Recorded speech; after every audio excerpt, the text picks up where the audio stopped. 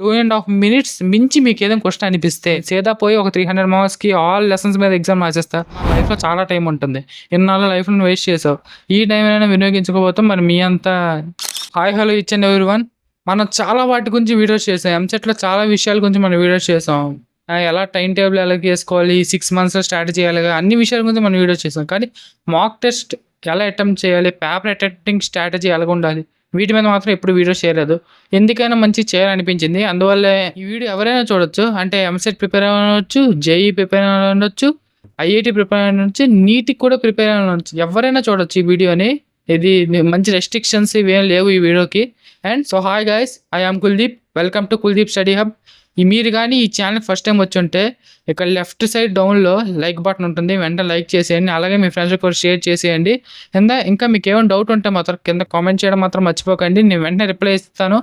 లేదు కామెంట్ చేసి రిప్లై ఇవ్వలేదు అంటే మాత్రం ఇన్స్టాగ్రామ్లో కూడా మెసేజ్ చేయండి. ఇన్స్టాగ్రామ్ కూడా ఉంది.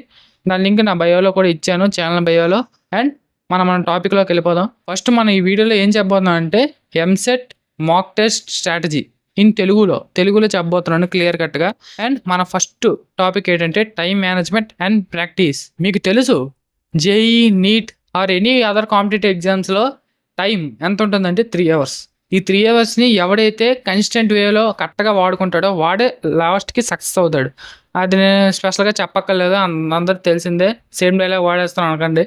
అండ్ ఈ వీడియో చూసిన వెంటనే నేను వెళ్ళి ఎగ్జామ్ రాసేస్తా, 3 అవర్స్ కన్సిస్టెంట్గా కూర్చొని రాసేస్తా అనేసి మీరు ఏదో పట్టుబడి కూర్చొని పోయినా కూడా అవ్వదు.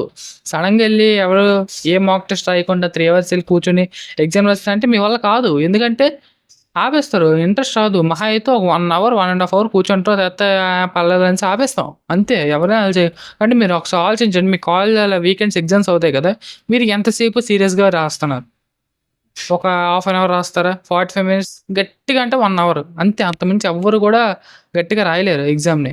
అండ్ మీరు ఏదైనా ఎగ్జామ్స్ ఇలా కాంపిటేటివ్ ఎగ్జామ్ అంటే జేఈ, నీట్ లాంటి ఏదైనా ఎగ్జామ్కి వెళ్ళే ముందు physics, chemistry, maths or biology లాంటి సబ్జెక్ట్స్కి ఎంత టైం, ఈ ఎగ్జామ్లో ఈ సబ్జెక్ట్కి ఇంత టైం ఇవ్వబోతున్నాను అనేసి మీరు మైండ్లో ఫిక్స్ అవ్వండి.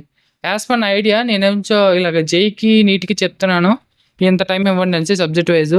అదేంటంటే మ్యాథ్స్ అండ్ బయాలజీకి అయితే 1 అవర్ 30 మినిట్స్ అయితే ఇవ్వండి. ఫిజిక్స్కి ఒక 50 మినిట్స్ ఇవ్వండి. కెమిస్ట్రీకి ఒక 40 to 45 మినిట్స్తో తగ్గొట్టేయాలి కెమిస్ట్రీ.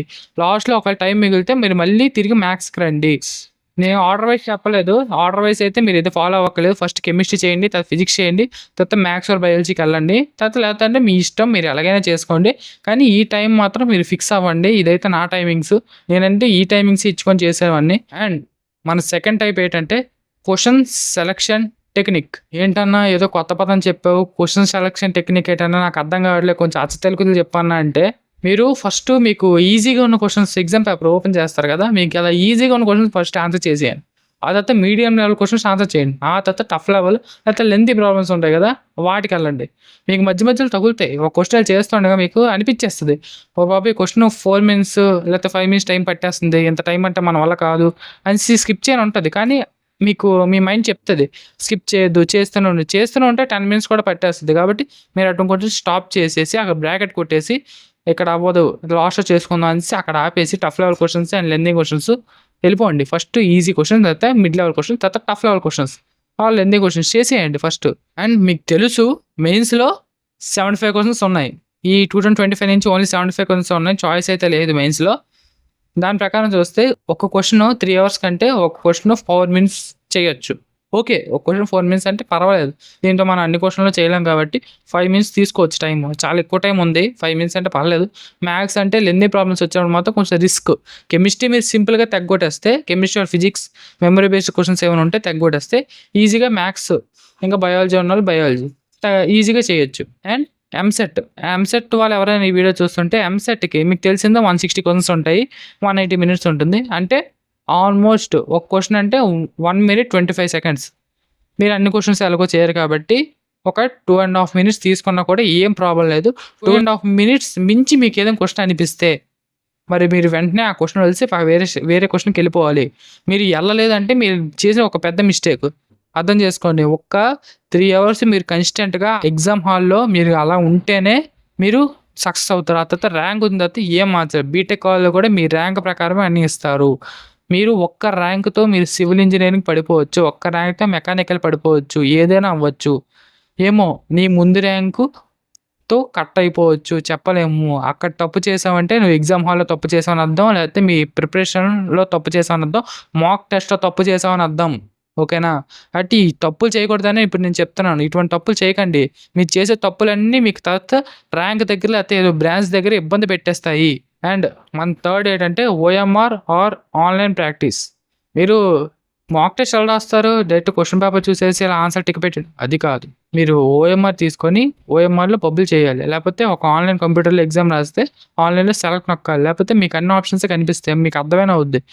మీ ఆ క్వెషన్ చూసి ఆన్సర్ పేపర్ టిక్ పెట్టేస్తా అంటే అది అసలు ఎగ్జామే కాదు. మీరు రియల్‌గా ఎక్స్‌పీరియన్స్ చేయాలి. ఎగ్జామ్‌కెళ్ళే ముందు మినిమమ్ ఒక 30 టైమ్స్ అయినా ఎక్స్‌పీరియన్స్ చేయాలి. సీదా పోయి నేను ఎగ్జామే రాస్తా అంటే మరి మీదే ప్రాబ్లమ్ అవుద్ది. మన ఫోర్త్ టాపిక్ ఏంటంటే చాప్టర్ వైస్ మాక్ టెస్ట్.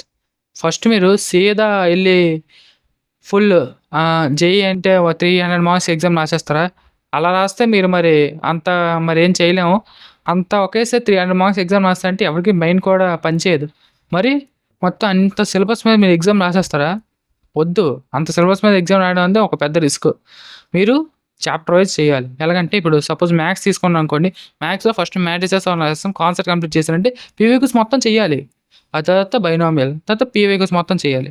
తర్వాత నుంచి డిఫరెన్షియల్ ఈక్వేషన్, పీవైక్యూస్ మొత్తం చేయాలి. తర్వాత కెమిస్ట్రీ. చాప్టర్ వైస్ చేసుకొని, చాప్టర్ వైస్ చేసిన తర్వాత అప్పుడు మీ చాప్టర్స్ మీరు రాసుకుంటారు కదా! వెయిటేజ్ ప్రకారం రాసుకున్న చాప్టర్స్ కంప్లీట్ అయిన తర్వాత అప్పుడు మీరు ఈ చాప్టర్స్ అన్నీ కలిపి ఉన్న ఒక మాక్ టెస్ట్ రాయాలి. మీకుంటాయి వెబ్‌సైట్స్ ఉంటాయి. ఫిల్టర్ చేసుకుంటారు. ఈ చాప్టర్ మీదే క్వెషన్స్ పడాలి అనేసి ఫిల్టరింగ్ ఉంటది. దాని ద్వారా మీరు ఫిల్టర్ చేసిన క్వెషన్స్ మీరే ఇచ్చుకోవచ్చు. కానీ అలా రాస్తేనే మీకు ఒక బ్రెయిన్ థింకింగ్ లెవెల్ పెరుగుతది. నేను సీదా పోయి ఒక 300 మార్క్స్‌కి ఆల్ లెసన్స్ మీద ఎగ్జామ్ రాసేస్తా. దాని ప్రకారం నేను చూస్తా 30 మార్కులు వచ్చాయి, 20 మార్కులు వచ్చాయంటే ఎందుకు రావు? ఒక క్వెషనే వస్తది. కాబట్టి వద్దు. మీరు ఒక పేపర్ రాసారనుకోండి. మీకు 200, 180 వస్తాయి. ఎందుకంటే మీరు ఆ లెసన్ ప్రిపేర్ అయ్యారు. లెసన్ మొత్తం రాస్తాయి. అంతేగాని డైరెక్ట్ ఎగ్జామ్ రాస్తే 20 మార్కులు వస్తాయి. ఎందుకు రావు? అర్థం చేసుకోండి. నేను మీ మంచి కోరే చెప్తున్నాను. నెక్స్ట్ మన ఫిఫ్త్ టాపిక్ ఏంటంటే ఎర్రర్ అనాలిసిస్. మీరు ఎర్రర్ అనాలిసిస్ చేసుకోవాలి. ఏదైనా ఎగ్జామ్ రాసారంటే మార్కులతో మీకు సంబంధం అయితే లేదమ్మా. ఏంటంటే ఇప్పుడు ఒక ఎగ్జామ్ మీరు ఫస్ట్ ఎగ్జామ్ రాసారు. మీకు 120 మార్క్స్ వచ్చాయి. సెకండ్ ఎగ్జామ్ రాసారు 25 మార్క్స్ వచ్చాయి. థర్డ్ ఎగ్జామ్ రాసారు 53 వచ్చాయి. అంతే. సబ్జెక్ట్‌కి అది వేరే అవుద్ది. ఒకసారి వచ్చాయని మీరు టోప్ అని కాదు, తగ్గిపోయాయని వేస్ట్ అని కాదు. చాలామంది తగ్గిపోయాయని డీమోటివేట్ అయిపోతారు. అందరూ అయిపోతారు. నేను కూడా అయిపోయాను. అలా డీమోటివేట్ అవ్వకండి. అండ్ మీరు అసలు మార్క్స్ సంబంధం లేదు. మీరు ఎన్ని కరెక్ట్ చేశారో అదేం సంబంధం లేదు. మీరు మిస్టేక్స్‌ని రెక్టిఫై చేసుకోవడం ఇప్పుడు ఒక క్వెషన్ మిస్టేక్ వచ్చింది. ఆ క్వెషన్ మీరు నెక్స్ట్ టైమ్ పడితే మీరు రెక్టిఫై చేసుకోలేదు. వెక్టార్స్ అండ్ 3D రాస్తున్నాం. దాంట్లో రిపీటెడ్ క్వెషన్స్ వస్తాయి. ఆ క్వెషన్ ఒకసారి రిపీట్ అయింది మీరు చేయలేకపోయారు. సెకండ్ రిపీట్ అయింది ఇంకేదో మాక్ టెస్ట్‌లో. చేస్తారా లేదా? షార్టర్ డిస్టెన్స్ ఉంది. అదే చేసేస్తారు.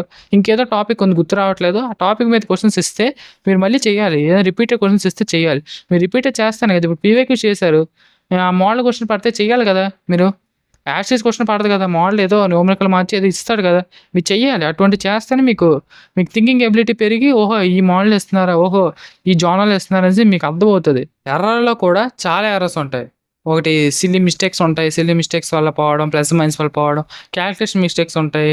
టేబుల్ మిస్టేక్స్ అవి కూడా అవుతాయి. ఇంకా మీరు అంత కట్ చేసి లాస్ట్‌లో ఆన్సర్ టిక్ పెట్టినప్పుడు తప్పు పెట్టేయడం. ఇది కూడా ఉంటది ఓ మిస్టేక్.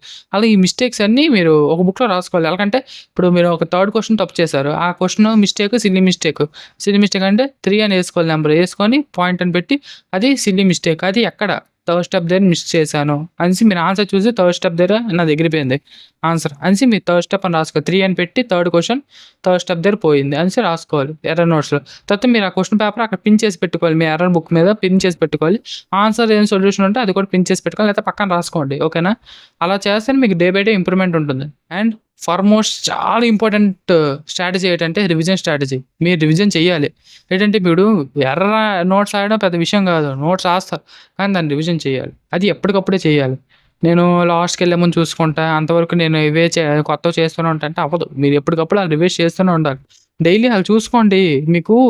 మీకొక టైమ్ టేబుల్ నేను ఇవ్వలేకపోతున్నాను. ఎలాగంటే రోజు పొద్దున లెగండి. ఒక అరగంట మీరు ఎన్‌సీఈఆర్‌టీ చదవడానికి టైం ఇవ్వండి. ఇంకో అరగంట ఎర్రర్ నోట్స్ చూసుకొని టైం ఇవ్వండి. మన లైఫ్‌లో చాలా టైం ఉంటుంది. ఇన్నాళ్ళు లైఫ్‌ని వేస్ట్ చేసావు. ఈ టైంనైనా వినియోగించుకోకపోతే మరి మీ అంత మరి లేరు. ఇంతకన్నా మరి ఇంత దారుణమైన పర్సన్స్ లేరు. ఒకసారి బీటెక్‌లోకి ఎంటర్ అయిన తర్వాత మీరు ఎంతో బాధపడతారు. నేనైతే ఆనందంగా ఫీల్ అయ్యాను. ఎందుకంటే నాకంటే అన్నీ బానే జరిగాయి.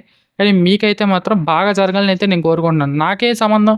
నేను చక్కగా ఇంట్లో కూర్చోలేనా? మీకోసం ఎందుకు వీడియోస్ చేస్తున్నానో అర్థం చేసుకోండి. లాస్ట్ అండ్ ఫార్మోస్ట్ ఏంటంటే ఎగ్జామ్ మైండ్ సెట్ ఎలాగుండాలంటే మీకు రాసే ప్రతి మాక్ టెస్ట్ ఒక పబ్లిక్ ఎగ్జామ్ లాగే ఉండాలి. అలా ఫీల్ అవ్వండి. అంతేగాని మాక్ టెస్టే కదా! నాకెన్ని మార్కులు వస్తాయి ఏంటి? నేను పబ్లిక్‌లో చూసుకుంటా. నేను పబ్లిక్‌లో చదువుతా. చాలా మంది స్టూడెంట్స్ ఎలాగున్నారంటే వీకెండ్ ఎగ్జామ్ మండే పెడతానంటే వీకెండ్ నేను చదవను. నేను డైరెక్ట్ పబ్లిక్కే చదువుతా అనేసి వీకెండ్ ఎగ్జామ్స్ 30 మార్కులు, 20 మార్కులు తెచ్చుకుంటున్నారు. చాలామందున్నారు. మరి ఏం చెప్పాలో అర్థం కావట్లేదు వాళ్ళకి. అలాగైతే మరి మీకు పెట్టిన ఎగ్జామ్స్ అన్నీ వేస్టే కదా! వాళ్ళు సరదా ఏంటి ఎగ్జామ్ పెట్టడం. కనీసం మీరు ఎక్స్‌పీరియన్స్ చేయాలి కదా! మీరు ఆ లెసన్స్ చదవండి, రాయండి. మంచిదే కదా! అండ్ మీ ప్రిపరేషన్ టైమ్‌లో చాలా డిస్టర్బ్ చేస్తూ ఉంటాయి మిమ్మల్ని. మీకు ఎగ్జాంపుల్ మీకు తెలుసు ఏటంటే ఫోన్స్, ఇంకా ట్యాబ్స్, ల్యాప్‌టాప్స్ ఉంటాయి. ల్యాప్‌టాప్స్ అంటే ఇవే ఎక్కువ ఇన్‌స్టాగ్రాము, ఇంకా ఫ్రీ ఫైర్ ఇవి ఉంటాయి కదా! మీరే కాదు అందరూ డిస్టర్బ్ అవుతారు. మా ఫ్రెండ్స్ మేము గుంపులో యేసుకొని ఫ్రీ ఫైర్ ఆడేవాళ్ళు. నువ్వు కొట్టు ఆడు వెళ్ళిపోతాడు బాట్ కిల్ చేసి ఎందుకు? ఓకే. అదంతా అయిపోయింది. ఇప్పుడది కాదు. మీ బీటెక్‌కెళ్ళాక కావాలంటే ఆడేసుకోండి, చేసేసుకోండి, ఏదైనా చేసుకోండి. కానీ దయచేసి ఎంసెట్ చదవండి. లేకపోతే జేఈఈ, నీట్ చదవండి. మాక్ టెస్ట్‌లోనే మీరు మంచిగా ఫోకస్ చేయాలి. ఫార్ములాస్ ఎలా కొంతమంది కొన్ని ట్రిక్‌లు ఉంటాయి. రాత్రి చదివితే ఎక్కుతది. కొంతమంది పొద్దున చదివితే ఎక్కుతది. కానీ మాక్ టెస్ట్ మాత్రం అందరూ ఒకేలా రాస్తారు. రాసే టెక్నిక్ మీకు తెలియాలి. వెళ్ళే ముందు మాత్రం చెప్పేస్తున్నాను. స్పీడ్ అండ్ అక్యురసీ మాత్రం మర్చిపోకండి. స్పీడ్‌గా ఉండాలి అండ్ చేసిన ప్రతీదీ కరెక్ట్ అవ్వాలి. మీరు ఆన్సర్ పెట్టండి 100% కరెక్ట్ అవ్వాలి. అది అక్యురసీ. స్పీడ్ అంటే తెలిసిందే. స్పీడ్‌గా చేయాలి. అక్యురసీ అంటే పెట్టినవన్నీ కరెక్ట్ అవ్వాలి. అలాగుండాలి. అండ్ ఇదే ఈ వీడియో. ఈ వీడియోలో అయితే నేను మొత్తం అంతా చెప్పేసాను. స్పీడ్ తగ్గొట్టేయాలి. ఎందుకంటే టైం లేదు. లెంత్ ఎక్కువైతే చాలా మంది చూడరని స్పీడ్ తగ్గొట్టేస్తున్నాను. అండ్ ఇది మీ Kuldeep signing off. Please do like, share and subscribe our channel. And thanks for watching. Bye.